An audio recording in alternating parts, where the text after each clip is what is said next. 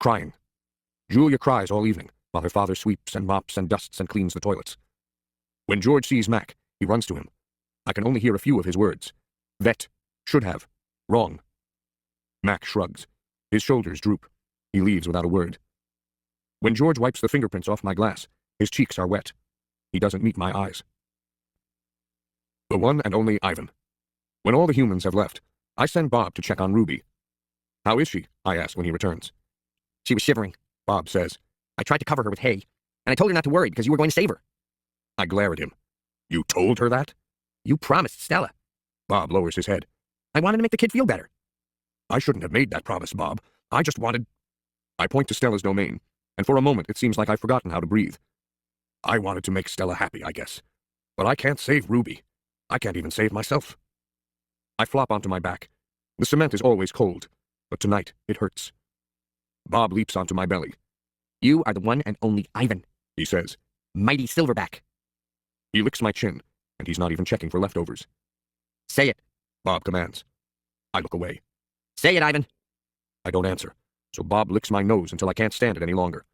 I am the one and only Ivan, I mutter. And don't you ever forget it, he says. When I gaze at the food court skylight, the moon Stella loved is shrouded in clouds. Once upon a time. All night, Ruby moans and sniffles. I pace my domain.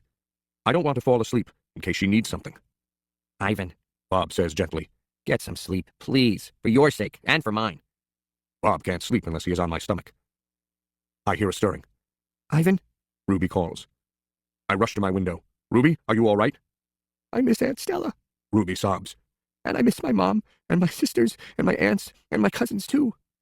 I know, I say, because it's all I can think of. Ruby sniffles. I can't sleep.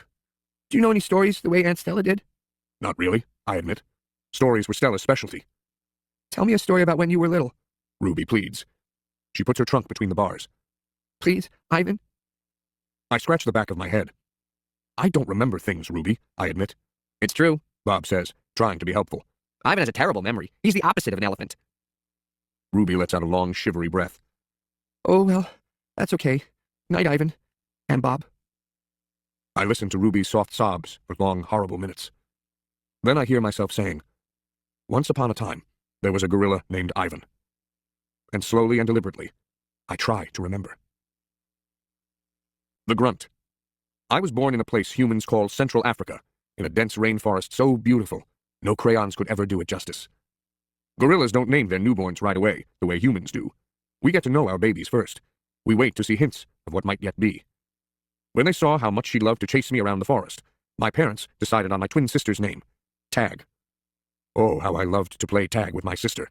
She was nimble, but when I got too close, she would leap onto my unsuspecting father. Then I would join her, and we would bounce on that tolerant belly until he gave us the grunt, the rooting pig sound that meant, enough! That game never got old, although my father might have disagreed. Mud. It didn't take long for my parents to find my name. All day long, every day, I made pictures. I drew on rocks and bark, and my poor mother's back. I used the sap from leaves. I used the juice from fruit. But mostly, I used mud. And that is what they called me, Mud. To a human, mud might not sound like much, but to me, it was everything. Protector. My family, which humans call a troop, was just like any other gorilla family. There were 10 of us, my father, the silverback, my mother, and 3 other adult females, a juvenile male called a blackback, and 2 other young gorillas. Tag and I were the babies of the group. We squabbled now and then, as families will, but my father knew how to keep us in line with a simple scowl, and for the most part, we were happy to do what we were meant to do, to feed and forage and nap and play. My father was a master at leading us to the ripest fruit for our morning feast and the finest branches for our night nests. He was everything a silverback is meant to be, a guide, a teacher, a protector. And nobody could chest beat like my father. A perfect life. Gorilla babies and elephant babies and human babies are not so different, except that a gorilla gets to spend the day riding on his mother's back, like a cowboy on a horse. It's a pretty great system, from the baby's point of view. Slowly, carefully, a young gorilla begins to venture farther and farther away from the safety of his mother's arms. He learns the skills he will need as an adult, how to make a nest of branches, weave them tightly, or they will fall apart in the middle of the night, how to beat your chest, cup your palms to amplify the sound, how to go vining from tree to tree, don't let go, how to be kind, be strong, be loyal. Growing up, Gorilla, is just like any other kind of growing up. You make mistakes. You play. You learn. You do it all over again. It was, for a while, a perfect life. The end. One day, a still day when the hot air hummed, the humans came.